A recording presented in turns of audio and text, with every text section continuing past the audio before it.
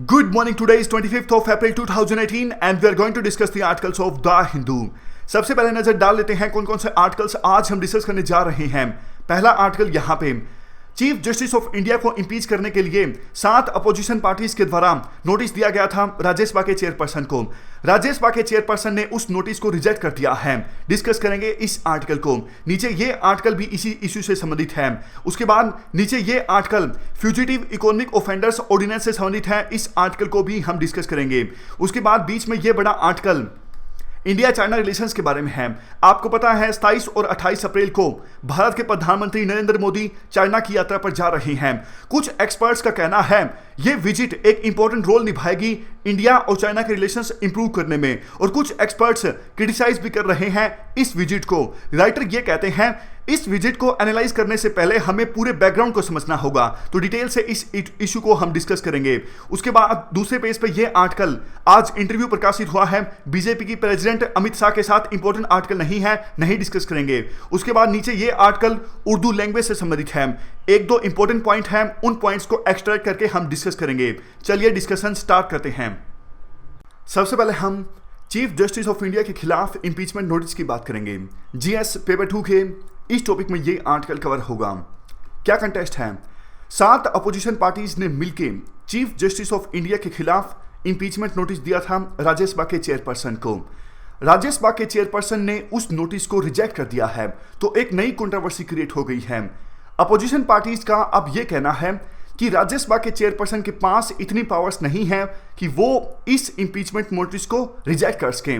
राज्यसभा के चेयरपर्सन का काम यह था कि 3 मेंबर्स की एक कमेटी गठित करना, जिसमें सुप्रीम कोर्ट का कोई एक जज होता, किसी एक हाई कोर्ट का चीफ जस्टिस और लॉ की फील्ड में कोई एक एमिनेंट पर्सन। इन 3 पर्सन्स की कमेटी जांच करती, सीजीआई के ऊपर जो भी आरोप लगे हैं उन आरोपों की जांच करती और अपनी रिकमेंडेशंस देती क्या पार्लियामेंट में सीजीआई के खिलाफ इंपीचमेंट मोशन लाया जा सकता है या नहीं। लेकिन राज्यसभा के चेयरपर्सन ने ऐसा नहीं किया। 3 मेंबर्स की कमेटी गठित नहीं की और पहले ही अपने आप से डिसाइड कर लिया कि आरोपों में सच्चाई नहीं है, इसलिए इंपीचमेंट नोटिस को स्वीकार नहीं किया जा सकता। तो ये जो व्यू डिस्कस किया हमने, ये व्यू है अपोजिशन पार्टीज का। अब जानते हैं राज्यसभा के चेयरपर्सन के व्यू के बारे में। वो क्या कहते हैं, क्यों उन्होंने इस नोटिस को रिजेक्ट किया, क्या उनके पास पावर्स हैं या नहीं।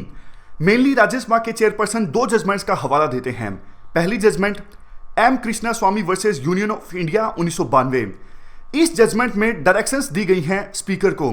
इस जजमेंट में सुप्रीम कोर्ट ने स्पीकर को बोला है कि इस प्रकार के केसेस में आप अपनी पावर्स का बहुत ज्यादा ध्यानपूर्वक इस्तेमाल कीजिए।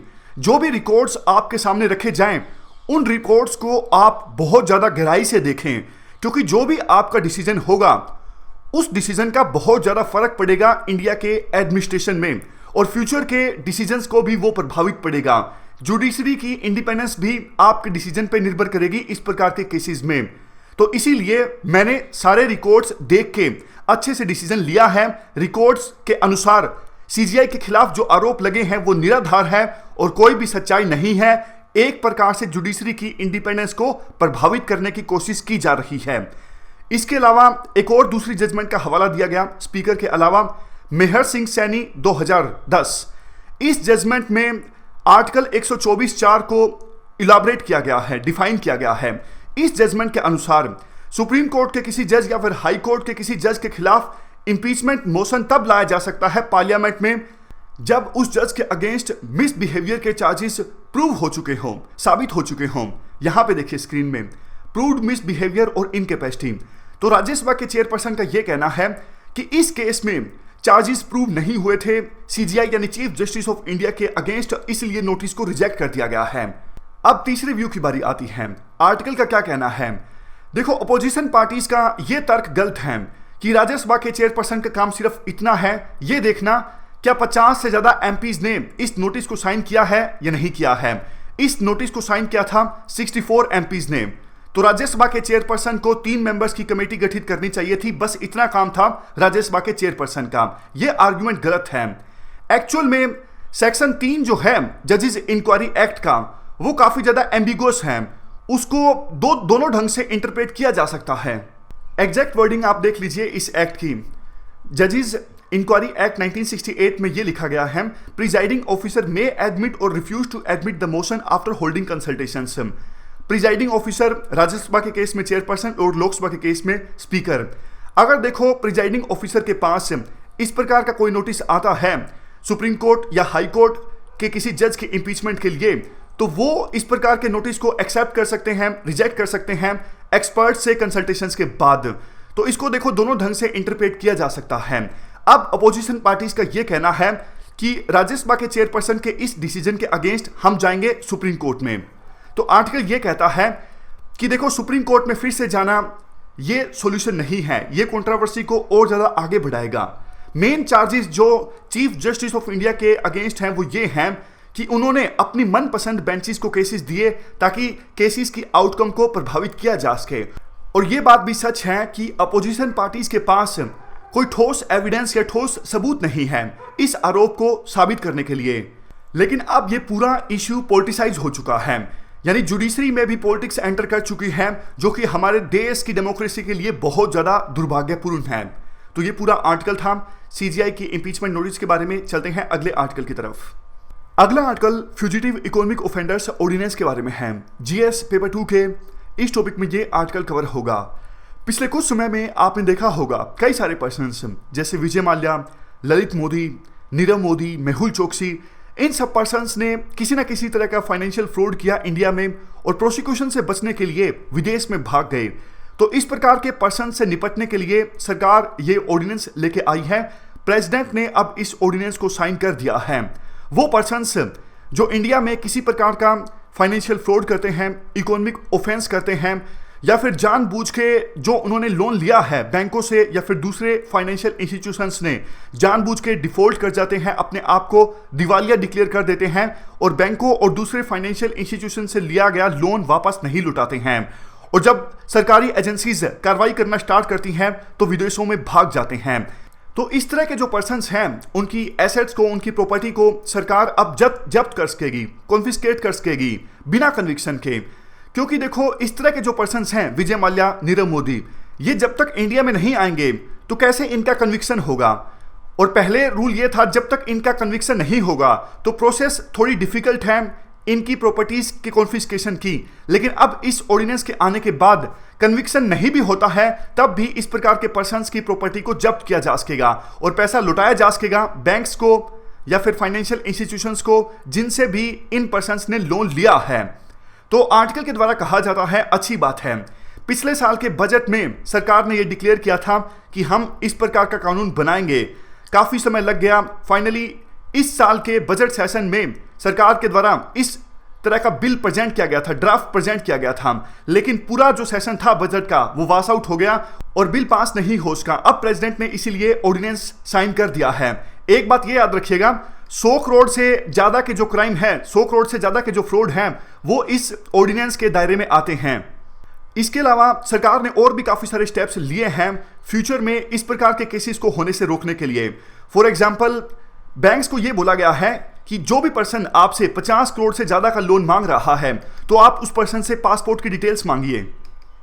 और अब बैंक्स के पास जो लिस्ट है विलफुल डिफॉल्टर्स की, यानी वो पर्सन्स जिन्होंने बैंक से लोन लिया और वो जानबूझ के अब बैंक्स का लोन लौटा नहीं रहे हैं, तो ऐसे पर्सन्स के पासपोर्ट्स जब्त कर लिए जाएं ताकि वो विदेश में ना भाग सकें।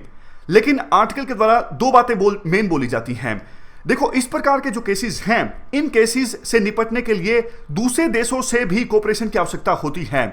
फॉर एग्जाम्पल नीरव मोदी और मेहुल चोकसी की प्रॉपर्टीज को जब्त करना हमारी एजेंसीज ने स्टार्ट कर दिया, लेकिन नीरव मोदी और मेहुल चोकसी की काफी प्रॉपर्टीज हैं यूएसए में भी।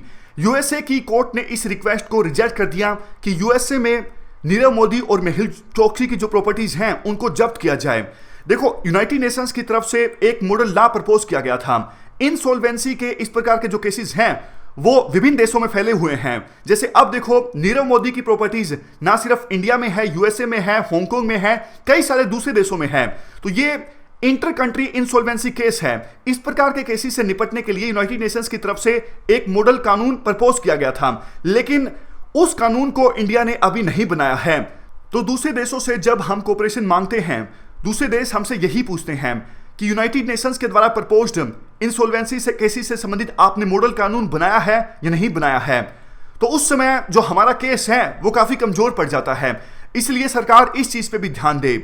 और दूसरी इंपॉर्टेंट बात जो आर्टिकल में बोली जाती वो है ये है कि देखो, ये बात अच्छी है कि आप फ्यूचर में इस प्रकार के केसेस को रोकना चाहते हो, लेकिन ऑलरेडी जो पर्सन्स विदेश में भाग गए हैं उन पर्सन्स को वापस इंडिया में लाने के लिए सरकार क्या ठोस कदम उठा रही है, सरकार का क्या विजन है, वो भी सरकार को क्लैरिफाई करना चाहिए।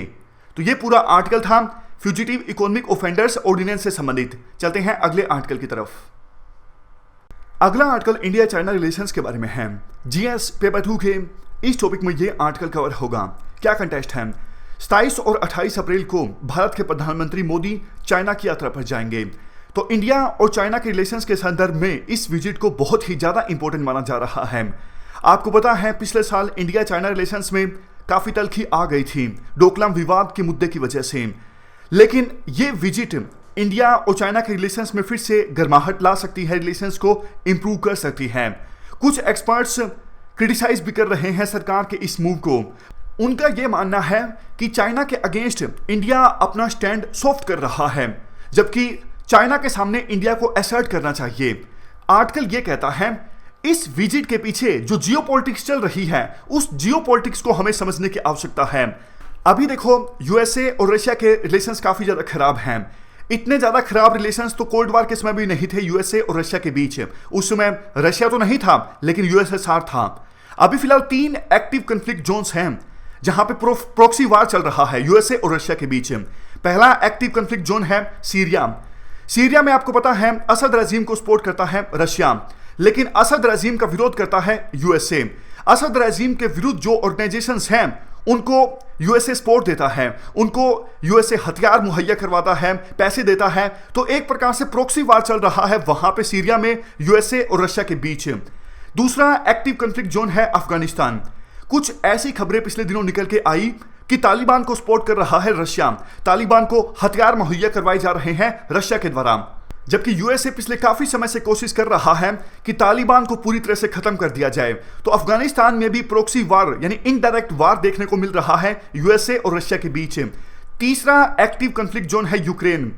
यूक्रेन में रशिया पर आरोप लगे कि उन्होंने क्रीमिया को हड़प लिया, उसके बाद से ही यूएसए सरकार समर्थन कर रही है यूक्रेन का, और यूक्रेन का वहां पे काफी सारे डिफरेंसेस हैं, टेंशंस हैं यूक्रेन और रशिया के बीच। तो यहां भी एक प्रकार से प्रॉक्सी वार चल रहा है यूएसए और रशिया के बीच। आप देखो, सीरिया में कुछ दिनों पहले यूएसए, फ्रांस और यूके की फोर्सेस ने मिलकर जो मिसाइल अटैक किया था, तो उस समय इन तीनों देशों ने रशिया को पहले से बता दिया था, रशिया को बता दिया गया था कि हम सीरिया में मिसाइल अटैक करने वाले हैं। अगर उस जगह पे आपका कोई सैनिक है, आपके कुछ इक्विपमेंट्स हैं, कुछ रिसोर्सेज हैं, तो उनको वहां से हटा लीजिए। ऐसा 3 देशों ने इसलिए किया, ऐसा ना हो जाए कि रशिया को कोई सैनिक मारा जाए उस मिसाइल अटैक में और टेंशंस बढ़ जाएं यूएसए और रशिया के बीच और डायरेक्ट युद्ध होना स्टार्ट हो जाए। तो इस चीज को अवॉइड करना चाहते थे वेस्टर्न कंट्रीज। लेकिन आर्टिकल में एक बात यह बोली जाती है, कब तक इस चीज को अवॉइड किया जा सकता है? किसी भी प्रकार की गलतफहमी होती है, किसी भी प्रकार की मिसकैलकुलेशन होती है, तो रिलेशन फिलहाल इतने ज्यादा खराब हैं यूएसए और रशिया के बीच, युद्ध स्टार्ट हो सकता है। तो ये बैकग्राउंड का पहला एंगल है। अब दूसरी डायमेंशन आती है ट्रेड से संबंधित, इकोनॉमिक्स से संबंधित। यूएसए ने रशिया की कंपनीज पे भी काफी सारे सैंक्शंस लगाए हैं और रशिया की कंपनी से निपटने के लिए एक स्पेशल कानून भी यूएसए ने बनाया है जिसका नाम है countering America's adversaries through sanctions. इस एक्ट की सहायता से यूएसए के द्वारा जो रशिया की मल्टीनेशनल कंपनीज हैं जो इंटरनेशनल ट्रेड करती हैं उन पर सैंक्शंस लगा दिए जाते हैं। और पिछले दिनों ट्रंप ने चाइना के साथ अभी जो ट्रेड डेफिसिट है उसको कम करने के लिए भी चाइना से जो स्टील और एल्यूमिनियम इंपोर्ट होता है उस पर टैरिफ लगाने की बात कही और चाइना को सीधा सीधा बोला कि आप $1 बिलियन तक ट्रेड डेफिसिट को कम कीजिए। बाद में ट्रंप एडमिनिस्ट्रेशन ने क्लैरिफाई किया इस बात को कि ये $1 बिलियन नहीं था, $100 बिलियन था। अभी देखो, यूएसए और चाइना के बीच जो ट्रेड डेफिसिट है, ट्रेड सरप्लस चाइना के फेवर में है और यूएसए की तरफ ट्रेड डेफिसिट है $375 बिलियन का। इवन ट्रंप ने इंडिया को भी कहा कि आप $25 बिलियन तक ट्रेड डेफिसिट को कम कीजिए। अब देखो, इंडिया को डर यह लगता है यूएसए का जो ये एक्ट है countering America's adversaries through sanctions. आपको पता है इंडिया रशिया के साथ काफी ट्रेड करता है, खास करके इंडिया डिफेंस वेपन्स को प्रोक्योर करता है रशिया से। अगर यूएसए इंडिया को बोल देता है, अगर यूएसए रशिया की डिफेंस कंपनीज पर सैंक्शंस लगा देता है, तो फिर तो यूएसए इंडिया को भी बोलेगा कि आप भी रशिया की कंपनी से डिफेंस वेपन्स को प्रोक्योर नहीं कीजिए। तो वो सिचुएशन इंडिया के लिए बहुत ज्यादा डिफिकल्ट हो जाएगी। ये बैकग्राउंड का दूसरा एंगल है। अब बैकग्राउंड के तीसरे एंगल की बात करते हैं। आपको पता है पिछले कुछ दिनों में जापान और चाइना के रिलेशंस भी काफी ज्यादा इंप्रूव हुए हैं। कल एक आर्टिकल हमने डिस्कस किया था इस पूरे इश्यू पर, क्योंकि जापान को यह लगता है कि यूएस पे रिलाय नहीं हुआ जा सकता।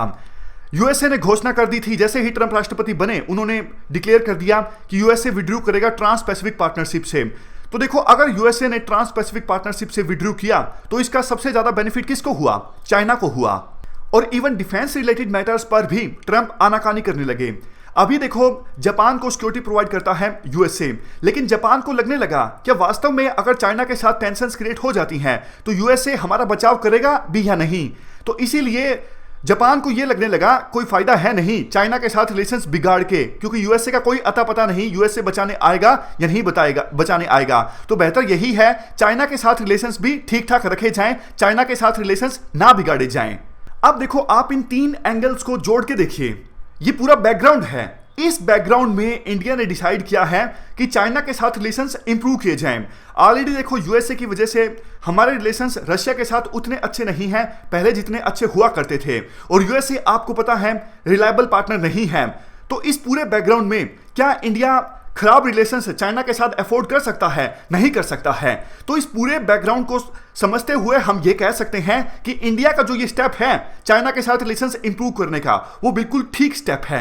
लेकिन इसका मतलब ये नहीं कि जो इंडिया के इंटरेस्ट के इश्यूज हैं, फॉर एग्जांपल सीपैक जिस पे इंडिया क्वेश्चंस रेज करता है, या फिर एनएसजी, या फिर मालदीव, नेपाल, भूटान, जहां पे चाइना अपनी डोमिनेंस इस्टेब्लिश करना चाहता है, इंडिया अपने इन कोर इश्यूज को जहां पे इंडिया के इंटरेस्ट इन्वॉल्व है, इंडिया इनको इग्नोर नहीं कर सकता। लेकिन जो इंडिया की रणनीति है चाइना के साथ रिलेशंस इंप्रूव करने की, उसका मतलब यह है कि जिन जिन इश्यूज पे जहां पे चाइना के भी म्यूचुअल इंटरेस्ट इन्वॉल्व है, इंडिया के भी म्यूचुअल इंटरेस्ट इन्वॉल्व है, कम से कम उन पर आगे बढ़ा जाए। और उसके बाद वो फंडामेंटल इश्यूज जिन पे चाइना और इंडिया के बीच डिफरेंसेस हैं, उन इश्यूज को धीरे धीरे सुलझाया जाए।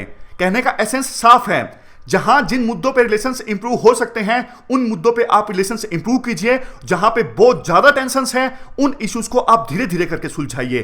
तो ये पूरा आर्टिकल था इंडिया और चाइना रिलेशंस के बारे में। चलते हैं अगले आर्टिकल की तरफ। अगला आर्टिकल उर्दू लैंग्वेज के बारे में है। राइटर के द्वारा कहा जाता है 1947 से पहले, 1947 से पहले जब आजादी के लिए लड़ाई लड़ी जा रही थी तो उस समय उर्दू लैंग्वेज काफी ज्यादा प्रचलित थी। ज्यादातर जो नारे थे फ्रीडम फाइटर्स में जो जोश भर देते थे वो नारे उर्दू लैंग्वेज में ही हैं। फॉर एग्जांपल इंकलाब जिंदाबाद, ये नारा हसरत मोहिनी ने 1921 में दिया था। इंडियन नेशनल आर्मी का जो मोटो था इतिहाद इत्माद कुर्बानी, यानी यूनिटी कॉन्फिडेंस सेक्रीफाइस।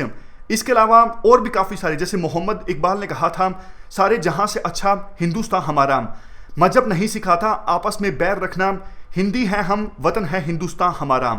आज़ादी के बाद कुछ ऐसा हुआ कि उर्दू लैंग्वेज इंडिया में इग्नोर होती चली गई, मतलब फल फूल नहीं पाई। तो ऐसा क्या हुआ? देखो, जैसे ही देश आज़ाद हुआ था 1947 के बाद, तो उस समय पाकिस्तान ने उर्दू लैंग्वेज को अडोप्ट कर लिया था, उर्दू लैंग्वेज को अपनी नेशनल लैंग्वेज बना लिया था पाकिस्तान ने। तो आपको पता है जैसे ही दोनों देश आज़ाद हुए थे टेंशंस काफ़ी ज़्यादा थी। तो उस समय इंडिया को लगा कि पाकिस्तान ने अब उर्दू लैंग्वेज को अडोप्ट कर लिया है तो इंडिया हिंदी को अडोप्ट करेगा। इससे पहले बात यह थी कि इंडिया हिंदुस्तानी लैंग्वेज को अडोप्ट करेगा। हिंदुस्तानी लैंग्वेज एक्चुअल में मिक्सचर थी हिंदी प्लस उर्दू की, लेकिन जैसे ही पाकिस्तान ने उर्दू को अपनी नेशनल लैंग्वेज बनाया तो इंडिया में भी मांगे उठने लगी कि इंडिया पूरे देश के लिए हिंदी लैंग्वेज को अडोप्ट करे, ना कि हिंदुस्तानी को, क्योंकि हिंदुस्तानी में उर्दू लैंग्वेज के वर्ड्स थे। तो आखिरकार इन लोगों के दबाव के चलते इंडिया में भी हिंदी लैंग्वेज को प्रायोरिटी दी गई, ना कि हिंदुस्तानी लैंग्वेज को। अगर हिंदुस्तानी लैंग्वेज को प्रायोरिटी दी जाती जिसमें उर्दू के कुछ वर्ड्स थे तो आज ये लैंग्वेज कुछ हद तक इंडिया में जीवित रह सकती थी, लेकिन आज जो उर्दू लैंग्वेज है इंडिया में उसको एक प्रकार से इग्नोर कर दिया गया है, ऐसा राइटर के द्वारा बोला जा रहा है। तो यही एक दो इंपॉर्टेंट पॉइंट है इस आर्टिकल में। तो इस डिस्कशन में फिलहाल इतना ही है। शुरुआत से देख लेते हैं आज हमने क्या क्या डिस्कस किया। सबसे पहले हमने सीजीआई के खिलाफ इंपीचमेंट नोटिस को रिजेक्ट कर दिया गया है राजेश बाके चेयरपर्सन के द्वारा, इस आर्टिकल को हमने डिस्कस किया। उसके बाद हमने डिस्कस किया फ्यूजिटिव इकोनॉमिक ऑफेंडर्स ऑर्डिनेंस के बारे में। तीसरे नंबर पे हमने इंडिया चाइना रिलेशंस के बारे में बात की कि बैकग्राउंड क्या है, आखिरकार क्यों भारत के प्रधानमंत्री 27 और 28 अप्रैल को चाइना की यात्रा पर जा रहे हैं। सबसे लास्ट में हमने आर्टिकल डिस्कस किया उर्दू लैंग्वेज के बारे में। तो ये थी हमारी आज की डिस्कशन। फिलहाल इस डिस्कशन में इतना ही है। Thank you very much for discussion.